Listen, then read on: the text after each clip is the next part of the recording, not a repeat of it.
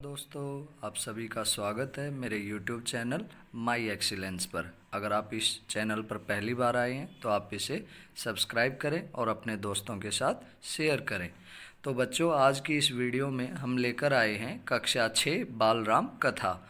इस वीडियो में हम पाठ 8 और 9 से संबंधित सभी प्रकार के प्रश्न उत्तरों को जानेंगे। तो चलिए आज की वीडियो को शुरू कर लेते हैं। ये रहा हमारा आज का पहला प्रश्न। सीता की खोज में वन में भटकते राम और लक्ष्मण ने क्या देखा? तो इसका उत्तर लिखेंगे। सीता की खोज में भटकते राम लक्ष्मण ने वन में एक टूटे रथ के टुकड़े, मरा हुआ सारथी तथा मृत घोड़े देखे। पास ही एक पुष्पमाला बिखरी पड़ी थी।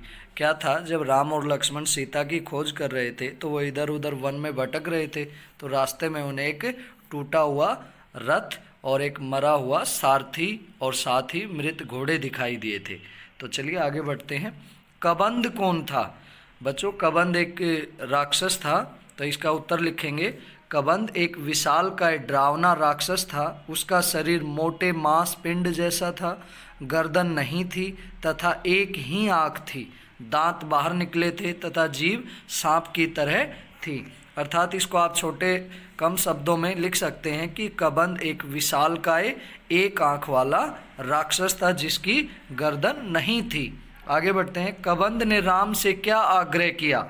जब राक्षस कबंध को भगवान राम मार रहे थे तो उन्होंने क्या आग्रह किया उनसे? कबंध ने कहा कि उसका अंतिम संस्कार भगवान राम ही करें। तो ये उनका भगवान राम से आग्रह था। नेक्स्ट क्वेश्चन है, उसने राम से किसकी सहायता लेने को कहा? भाई, कबंध ने राम से किसकी सहायता लेने को कहा था? उसने राम से वानर राज सुग्रीव की सहायता लेने को कहा था। उन्होंने बताया था कि उनके पास बहुत बड़ी वानर सेना है। तो चलिए आगे बढ़ते हैं नेक्स्ट क्वेश्चन में। कबंध ने राम को पहले किससे मिलने को कहा? तो इसका उत्तर जानते हैं। कबंध ने राम को पहले मतंग ऋषि की शिष्या सबरी से मिलने को कहा। किससे मिलने को कहा? पहले मतंग ऋषि की शिष्या सबरी से। चलिए आगे बढ़ते हैं। राम का मन शांत कैसे होने लगा था? भाई, राम को सीता तक पहुंचने की आशा बलवती होने लगी तो उनका मन शांत होने लगा। तो चलिए आगे नेक्स्ट क्वेश्चन में बढ़ते हैं। नेक्स्ट क्वेश्चन हमारा, कुटिया में सीता को न पाकर राम की क्या दशा हुई? बच्चों, ये इंपॉर्टेंट क्वेश्चन है। इसका उत्तर लिखते हैं। कुटिया में सीता को न पाकर शोक से व्याकुल राम रोने लगे। सीता से बिछुड़ना उनके लिए असहनीय था। वे शुद्ध बुद्ध भुला बैठे थे। विरह में बेचैन गोदावरी नदी से वह सीता के विषय में पूछने लगे। अर्थात वो शोक में व्याकुल थे और अपनी शुद्ध बुद्ध सब खो चुके थे और बेचैन होकर गोदावरी नदी से सीता के बारे में पूछने लगे। पंचवटी के एक एक वृक्ष और पशुओं से उन्होंने सीता का पता पूछा। वह चट्टानों और पत्थरों से भी पूछ रहे थे कि मेरी सीता कहाँ है। उनकी मानसिक स्थिति विक्षिप्त जैसी हो गई थी, अर्थात वो बड़े बेचैन हो गए थे। नेक्स्ट क्वेश्चन है, राम ने सीता की खोज में दक्षिण दिशा की ओर जाने का निश्चय क्यों किया? भाई, इसका उत्तर लिखते हैं। सीता के विरह में जब राम विलाप कर रहे थे उसी समय आश्रम के आसपास घूमने वाले हिरणों का एक झुंड उनके निकट आया। राम को लगा कि वे हिरण संभवतः सीता के बारे में कुछ जानते हैं और उन्हें कुछ बताना चाहते हैं। राम ने उनसे सीता के विषय में पूछा तो हिरणों ने सिर उठाकर आसमान की ओर देखा और दक्षिण दिशा की ओर भाग गए। राम ने संकेत समझकर सीता की खोज के लिए दक्षिण दिशा में ही करने का निश्चय किया। भाई, तो नेक्स्ट आगे क्वेश्चन, राम को जटायु किस हाल में मिला? भाई, और उसने उन्हें क्या बताया? राम को जटायु लहूलुहान अवस्था में मिला। उसके पंख कटे हुए थे तथा वह अंतिम सांसें गिन रहा था। उसने राम को बताया कि सीता को रावण उठा ले गया है। क्या था, जब रावण सीता का हरण करके ले जा रहा था तो जटायु ने रावण का रास्ता रोकने की कोशिश की, किंतु वो बूढ़ा हो गया था। उसमें जो बल था वो अब थोड़ा कमज़ोर पड़ गया था, तो इस कारण रावण ने उसके पंख काट दिए थे। सीता का विलाप सुनकर उसने रावण को चुनौती दी थी। उसने रावण का रथ तोड़ दिया था और उसके सारथी तथा घोड़ों को मार दिया था, परंतु वह सीता को नहीं बचा सका। रावण ने उसके पंख काट डाले और सीता को लेकर दक्षिण पश्चिम दिशा में उड़ गया। राम को यह सूचना देकर जटायु ने अपने प्राण त्याग दिए। भाई, तो जटायु ने भगवान राम से सीता के बारे में बताया था कि उससे रावण हरण करके ले गया है, और कहाँ गया है? दक्षिण पश्चिम दिशा की ओर। तो आगे बढ़ते हैं नेक्स्ट क्वेश्चन में। सीता को कुटिया में छोड़कर लक्ष्मण क्यों चले गए? उन्हें देखकर राम ने क्या प्रतिक्रिया व्यक्त की? तो आइए इसका उत्तर देखते हैं। मारीच की पुकार सुनकर भी लक्ष्मण कुटिया छोड़कर नहीं जाना चाहते थे।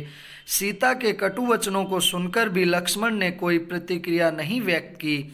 जब सीता ने लक्ष्मण के चरित्र पर आरोप लगाया तो वे उसे न सह सके और राम की खोज एवं सुरक्षा में चल पड़े। उन्हें देखकर राम ने लक्ष्मण से कहा कि तुम मेरी आज्ञा का उल्लंघन नहीं करना चाहिए था। मायावी राक्षसों का कोई भरोसा नहीं है। तो चलिए आगे बढ़ते हैं। नेक्स्ट क्वेश्चन है हमारा, सुग्रीव कौन था? सुग्रीव कौन था? सुग्रीव किष्किंधा के वानर राज बाली का छोटा भाई था। कौन था भाई? किष्किंधा के वानर राज बाली का छोटा भाई था भाई। आइए नेक्स्ट क्वेश्चन देखते हैं। राम लक्ष्मण को देख सुग्रीव को क्या भय हुआ? उसे क्या डर लगा भाई?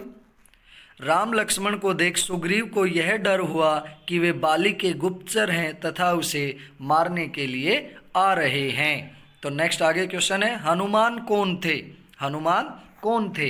हनुमान सुग्रीव के प्रमुख साथी थे। कौन थे भाई? सुग्रीव के प्रमुख साथी थे, जिन पर सुग्रीव विश्वास करते थे। नेक्स्ट क्वेश्चन है, राम और लक्ष्मण ऋषिमुख के शिखर पर कैसे पहुँचे? ये ऋषिमुख एक पर्वत है, उसकी चोटी पर वे कैसे पहुँचे? राम और लक्ष्मण हनुमान के कंधे पर बैठकर ऋषिमुख के शिखर पर पहुँचे थे भाई। जब राम और लक्ष्मण पर्वत की तरफ आ रहे थे तो सुग्रीव को डर हुआ था कि कहीं बाली अपने गुप्तचर तो नहीं भेज रहा है। तब हनुमान भेष बदलकर उनके पास गया और उनसे पता किया कि वे कौन है। जब उनसे भेंट हुई, अच्छे से जान पहचान हुई, तो हनुमान राम और लक्ष्मण को अपने कंधे पर बैठाकर वहां पर ले आए थे। तो आइए नेक्स्ट क्वेश्चन देखते हैं। सुग्रीव को अपनी शक्ति का परिचय देने के लिए राम ने क्या किया? सुग्रीव को अपनी शक्ति का परिचय देने के लिए राम ने साल के 7 वृक्ष एक ही बाण से काट डाले। क्या हुआ था? जब सुग्रीव के पास राम लक्ष्मण पहुंचे तो वो एक छोटे राजकुमार थे, तो सुग्रीव को लगा कि ये उनकी मदद नहीं कर पाएंगे, लेकिन भगवान राम ने अपनी शक्ति का परिचय देते हुए उन्हें 7 वृक्ष एक ही बाण से काटकर दिखाए थे। नेक्स्ट आगे क्वेश्चन है, राम ने पहली बार बाली पर बाण क्यों नहीं चलाया भाई? क्यों नहीं चलाया? देखो, बाली और सुग्रीव देखने में एक जैसे लगते थे। राम बाली को पहचान नहीं सके, इसलिए उन्होंने पहली बार बाण नहीं चलाया। राम को लगा कि कहीं अगर मैं बाण चला दूं और सुग्रीव को लग गया तो अनर्थ हो जाएगा, इसलिए उन्होंने पहली बार में बाण नहीं चलाया। राम ने हनुमान को दक्षिण दिशा की ओर भेजते समय क्या कहा था? तो देखिए, राम ने हनुमान को दक्षिण दिशा की ओर भेजते समय अपनी अंगूठी देकर कहा था कि जब सीता से भेंट हो जाए तो उन्हें यह दिखाना, वह समझ जाएंगी कि तुम मेरे दूत हो। अर्थात जब हनुमान जी सीता की खोज में निकल रहे थे तो भगवान राम ने उन्हें अपनी एक अंगूठी दी थी कि अगर तुम सीता से मिलो तो ये अंगूठी उन्हें दिखा देना, वे समझ जाएंगी कि तुम भगवान राम के दूत हो। तो चलिए आगे बढ़ते हैं। नेक्स्ट क्वेश्चन है हमारा, सुग्रीव ऋषिमुख पर्वत पर क्यों रहते थे? वेरी इंपॉर्टेंट क्वेश्चन है। देखिए, सुग्रीव ऋषिमुख पर्वत पर निर्वासित जीवन बिता रहे थे। निर्वासित अर्थात जिसको घर से निकाल दिया गया हो। उनका मूल निवास किष्किंधा था। पिता की मृत्यु के बाद उनके बड़े भाई बाली राजा बने थे। दोनों भाइयों में बहुत प्रेम था, परंतु बाद में किसी बात को लेकर मन मुटाव हुआ और झगड़ा इतना बढ़ गया कि बाली सुग्रीव को मार डालने पर उतर आया। अपनी जान बचाने के लिए सुग्रीव को ऋषिमुख आना पड़ा। तो बच्चों, इसके पीछे की मैं एक आपको कहानी बताता हूँ कि एक राक्षस था जिसका नाम दुदुआ था।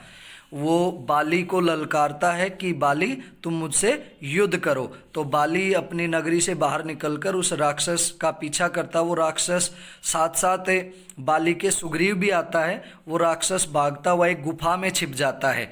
तो वहाँ पर सुग्रीव तो गुफा के अंदर प्रवेश कर जाते हैं राक्षस के साथ, किंतु वो बाली तो उनके पीछे प्रवेश कर जाते हैं। बाली सुग्रीव को कह जाते हैं कि तुम यहीं गुफा के मुंह पर बैठो, हो सकता है ये कोई राक्षसों की चाल हो, अगर कोई और राक्षस पीछे से आए तो तुम उसे यहीं मार देना। तो क्या हुआ, काफ़ी सारे दिन, शायद 1 या 2 साल तक बाली और उस दुधवा राक्षस के बीच युद्ध होता रहता है।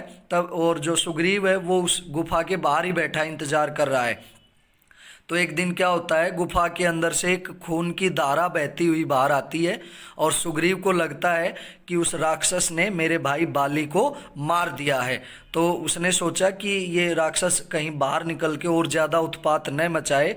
तो सुग्रीव एक बड़े पत्थर से उस गुफा का मुंह बंद कर देते हैं और वापस किष्किंधा में लौट आते हैं और आके सब पूरे अपने मंत्रियों को, सभी लोगों को बताते हैं कि ऐसे ऐसे बाली मारा गया। और जो किष्किंधा के लोग हैं वो सुग्रीव को राजा बना देते हैं। लेकिन थोड़े दिन बाद बाली उस पत्थर को हटा के वापस किष्किंधा में आता है और देखता है कि सुग्रीव बड़े मज़े से जीवन व्यतीत कर रहा है। तो उसे गुस्सा होता है कि ये जानबूझकर गुफा का मुंह बंद करके आया था, ये मुझे मरवाना चाहता था। तो उस वजह से बाली ने फिर सुग्रीव को मारना चाहा और उससे बचने के लिए सुग्रीव ऋषिमुख पर्वत पर आकर रहने लगे, क्योंकि बाली को श्राप मिला हुआ था कि वो ऋषिमुख पर्वत पर जाएगा तो उसका देहांत हो जाएगा, मौत हो जाएगी। इसलिए बाली कभी भी ऋषिमुख पर्वत पर नहीं जाता था और उसी से बचने के लिए सुग्रीव वहाँ पर रहने लगा। तो चलिए, ये थी इसके पीछे की कहानी, इसीलिए सुग्रीव ऋषिमुख पर्वत पर रहते थे। चलिए, नेक्स्ट क्वेश्चन है हमारा, राम लक्ष्मण से ऋषिमुख आने का प्रयोजन जान हनुमान मुस्कुराने क्यों लगे। भाई, राम लक्ष्मण से उनके ऋषिमुख आने का प्रयोजन जान हनुमान मुस्कुराने लगे। वह समझ गए थे कि राम और सुग्रीव दोनों की स्थिति एक जैसी है, दोनों को एक दूसरे की सहायता चाहिए, इससे वे मित्र बन सकते हैं। राम अयोध्या से निकाले गए हैं और सुग्रीव किष्किंधा से। राम की पत्नी को रावण उठा ले गया है और सुग्रीव की पत्नी उसके भाई ने छीन ली है। दोनों के ही पिता भी नहीं है, अर्थात उन दोनों की स्थिति एक जैसी थी, इसलिए उनको हंसी आ गई, मुस्कुराने लगे। भाई, नेक्स्ट क्वेश्चन है, सुग्रीव के राजा बनने के बाद भी राम उनके साथ किष्किंधा में क्यों नहीं रुके। भाई, इसका उत्तर जानते हैं। सुग्रीव के राजा बनने के बाद उनके मन में था कि राम लक्ष्मण के साथ कुछ समय वहीं किष्किंधा में गुजारें, पर राम ने ऐसा करने से मना कर दिया। राम का मानना था कि ऐसा करना पिता की आज्ञा के विरुद्ध होगा, क्योंकि राम को तो 14 वर्ष का वनवास मिला था। अगर वो सुग्रीव के साथ वहाँ पे किष्किंधा में रहता तो उसके पिता का वो जो आज्ञा लेकर आए थे 14 वर्ष के वनवास के लिए, वो उसके विरुद्ध होता। उन्होंने वनवास दिया है, इसलिए वह वन में ही रहेंगे। राम किष्किंधा से वापस लौट आए। उन्होंने लंका आरोहण की अवधि तक प्रस्रवण पहाड़ पर समय बिताया था, तो वहीं पर रहे वही तब तक। फिर आगे क्वेश्चन हमारा नेक्स्ट, राम के चरित्र से तुम्हें क्या शिक्षा मिलती है। भाई, ये भी इंपॉर्टेंट क्वेश्चन है। राम के चरित्र से हमें यह शिक्षा मिलती है कि हमें किसी को मित्र बनाकर उसके साथ मित्रता निभाना भी आना चाहिए। मित्रता में कभी स्वार्थ को आड़े नहीं आने देना चाहिए। राम ने सुग्रीव से यह कभी अपेक्षा नहीं की कि पहले सीता को खोजने में सुग्रीव मदद करें, फिर उनका राज्य वापस दिलाएं। यहाँ राम ने सच्चे मित्र की तरह अपना फर्ज निभाया और स्वार्थ को महत्व नहीं दिया। हमारे यहाँ क्या होता है, हम जब किसी से दोस्ती करते हैं तो वो अपने स्वार्थ के लिए, अगर मान लो कोई काम पड़ जाता है तो वो दोस्त बोलता नहीं पहले मेरा काम कीजिए तब मैं आपका काम करवाऊँगा। तो हमें ऐसे अपने स्वार्थ के लिए ऐसे दोस्त नहीं बनाने चाहिए, अपने स्वार्थ को आड़े नहीं आने देना चाहिए अपनी मित्रता के बीच। जिस तरह भगवान राम ने सुग्रीव से मित्रता निभाई, उसी प्रकार हमें भी अपने दोस्तों के साथ मित्रता निभानी चाहिए, हमें एक सच्चा मित्र बनना चाहिए। तो ये थी बच्चों आज की हमारी वीडियो। उम्मीद है आप सभी को ये वीडियो पसंद आई होगी। तो मेरे चैनल को आप लाइक करें, शेयर करें और अपने दोस्तों के साथ सब्सक्राइब करवाएं। धन्यवाद।